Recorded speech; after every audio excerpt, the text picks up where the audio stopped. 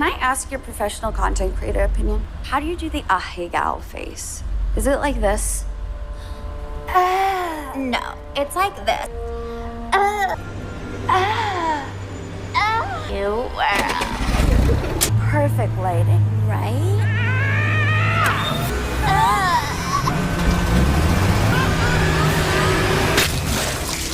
Screamboat from 2025 is a ridiculous dark comedy. I'm going to call it comedy horror. It is absolutely insane, and is it worth the watch? My opinion is yes. We start off with a quote from Walt D, because even though Steamboat Willie from 1928 cartoon became public domain in 2024, Disney's still Disneying. So you better keep that D word out of your mouth.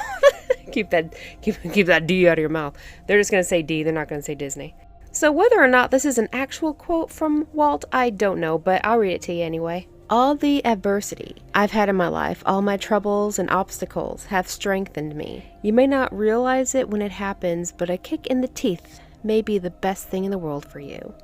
So that's how this movie starts off. We see two maintenance workers on this ferry. It's the Staten Island Ferry, and a woman hears something. Of course, a man dismisses it, and we see a small dark shadow kind of run across the bottom there. Someone is picking up this plumber's wrench. He throws it in the air, and it smashes in the woman's face. The man comes to help her, and then we hear this whistling in the dark.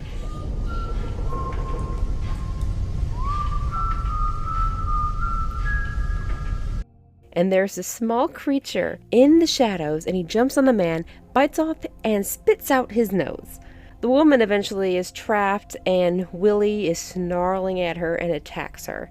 Now we start off with Selena. She is running to catch the Staten Island Ferry. She runs into this man, and she explains that she's been serving these women drinks all night, and she's really just trying to evade them. One of them is Kaylee Hyman, and she played Brooke in Terrifier 2 from 2022.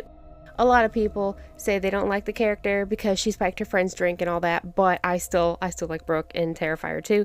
I really like the actress too. So I was excited to see her. She is the birthday girl, and she has some friends that are kind of dressed up as Disney princesses. Again, alluding to the fact that it's Disney. She's dressed up as Cinderella. She has a friend that is portraying Ariel and Aurora and Belle. These are annoying women.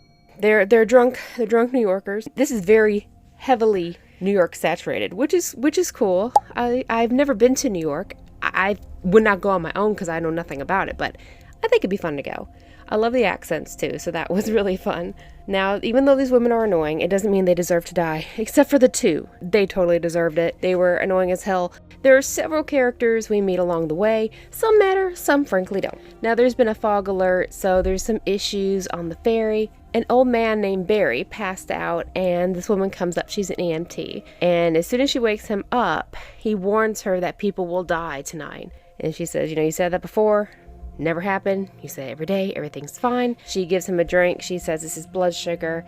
And we see Willie peeking out there.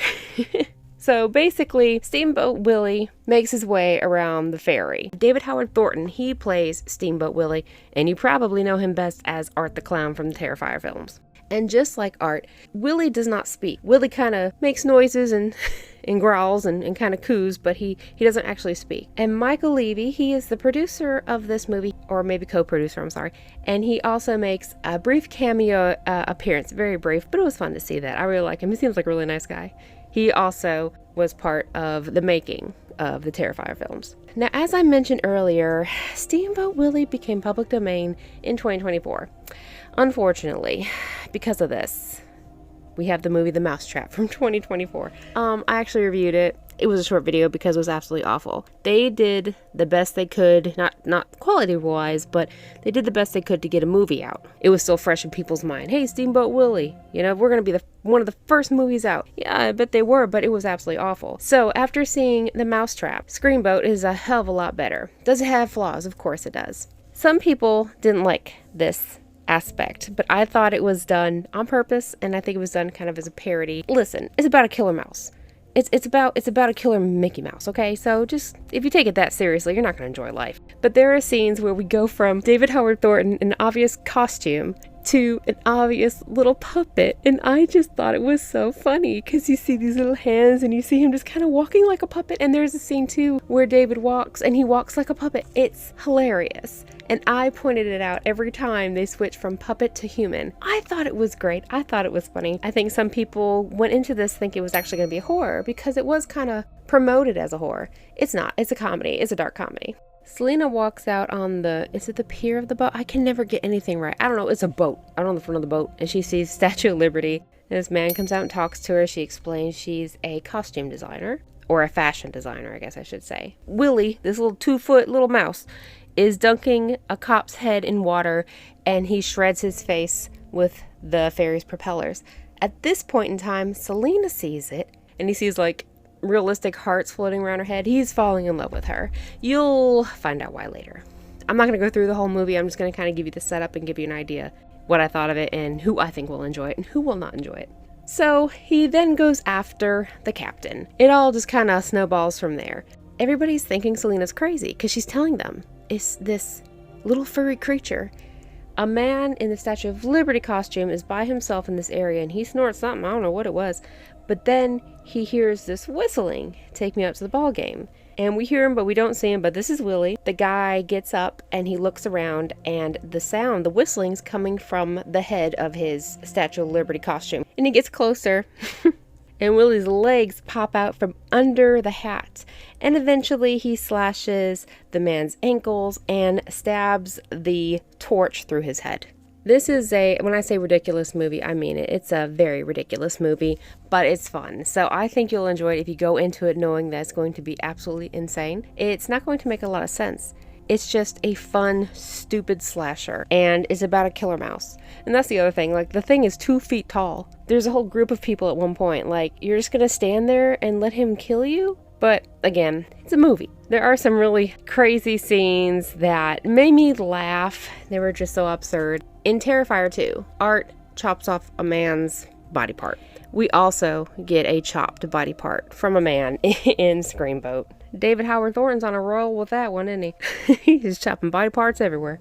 Now, this movie, like I say, it's not perfect. I feel like it probably could have been cut back about 20 minutes or so. But again, after seeing The Mousetrap, most anything is better than that. And after watching the movie, I'm kind of like anxious to see a sequel because there's a hint sequel there. And I believe they'll do another one.